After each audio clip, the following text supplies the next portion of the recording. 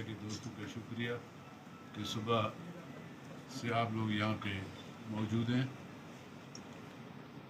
11 بجے سے ہمارا اجلاس چل رہا تھا یہاں پہ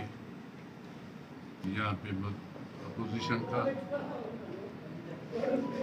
ہم لوگ نے فیصلہ کیا یہاں پہ جمعیت علماء اسلام، فضل الرحمان گروپ، جامعہ قومی موومنٹ، پیپلز پارٹی، شوکت صاحب، ہمدرد پینل، چاروں نے مشترکہ طور پر یہ ہم لوگ اس بات پہ متفق ہوئے ہیں کہ ہم لوگ